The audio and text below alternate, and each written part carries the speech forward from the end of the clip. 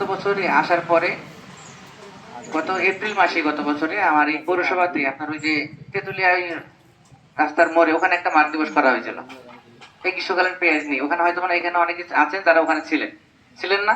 একটু হাত তোলেন তো, কজন ছিলেন? কারণ এই কজন আপনারা ওখানে ওই মাঠ দিবসে ছিলেন। সেখানে আমার মেসেজ ছিল এটা, যে আমি একটু গ্রীষ্মকালীন পেঁয়াজ নিয়ে একটু চ্যালেঞ্জ চ্যালেঞ্জ গ্রহণ করলাম আমি, যে আপনাদেরকে সেটা আমি সফল করতে চাই। এটার অনেকগুলো কারণ আছে, আপনার এখানে অনেক আলোচনা হয়েছে। এখানে আমার যে কৃষক ভাই কথা বললো প্রথমে, চমৎকার কথা বলতো, আমার কথা ভালো লাগছে আমার অনেক। কারণ উনি আমার সেই কয়াতে সেই মাঠ দিবস উনি গেছিল, যে কয়ার যে মাঠ দিবস যে কৃষক যার মাঠে আমরা গেছিলাম, সে কৃষক যখন পেঁয়াজ উঠালো সে বিক্রি করছে এবারে সবচেয়ে কম পাইছে 92 টাকা কেজি, কম দামটা পাইছে 92 টাকা কেজি। আর আমার মোর্শেদ কথা বললো যে মোর্শেদ যখন পেঁয়াজ বিক্রি করছে তার দাম পাইছে 38 থেকে 40 টাকা কেজি।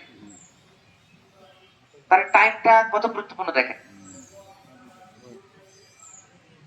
এখন আমি যতই আপনাকে বলি না কেন, যদি আপনি লাভ না পান, আমার কৃষক লাভবান না হয়, সেখানে আপনি কখনই যাবেন না।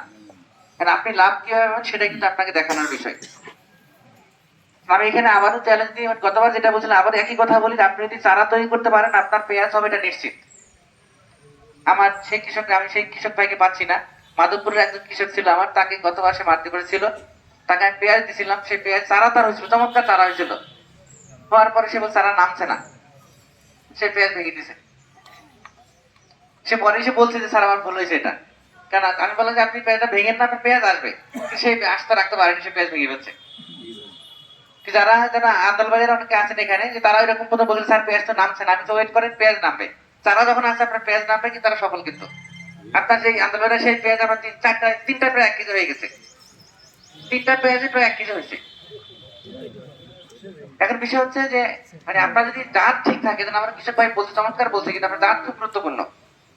জাত ঠিক থাকলে আপনার পেঁয়াজ, আর টাইম ঠিক থাকলে আপনার পেঁয়াজ নামবে, চারা হলে পেঁয়াজ নামবে আপনার। এখন সেই ক্ষেত্রে আমি যেন গতবার বলছিলাম যে মেহেরপুরে আমি যখন ছিলাম তখন আমার অভিজ্ঞতা ছিল যে সর্বোচ্চ 1 বিঘাতে 140 টন পর্যন্ত আমি ছিলাম। কিন্তু এবছর আমি ওখানে আপডেট নিই যে ওখানকার কি অবস্থা। আপনার এবছর সেই পেঁয়াজ 160 টন পর্যন্ত বিঘাতে হয়েছে, আর 20 টন বিঘাতে বেশি হয়েছে এবার। কারণ এবার বেশি হওয়ার কারণ ছিল কি, তারা একটু বেশি রেখে দিয়েছিল, যে পেঁয়াজ দাম একটু কম ছিল, দেখি কতটুকু হয়। তারা এবার ফলন আরো বেশি হয়েছে। তার বিষয় হচ্ছে যে পেঁয়াজ আপনার হবে। এখন যে চ্যালেঞ্জ, যেটা আমরা আবারও বলছি, যে চারা তৈরি করাটা। এখন এবার আর কিছু হয়তো আপনার যত সময় যাবে তত আমরা শিখবো। কারণ কাজ করতে গেলে শেখা যায়। সেই শিক্ষাটা আমার যেটা মনে হচ্ছে, যে আপনি যেই মাটিতেই করেন না কেন, সবচেয়ে ভালো হয় একটু বেলে দোআঁশ মাটি যদি হয় চারা তৈরি করাটা। বেলে দোআঁশ মাটির উদ্দেশ্যটা হচ্ছে এরকম, যে আপনার বৃষ্টি পানি পড়বে, তার গোড়া স্থায়ী হবে না। এমন মাটি যদি হয় তাহলে ভালো হবে, যেখানে আপনার বৃষ্টি হওয়ার পরে 10 মিনিট পরে আপনি দ্রুত হাঁটতে পারবেন।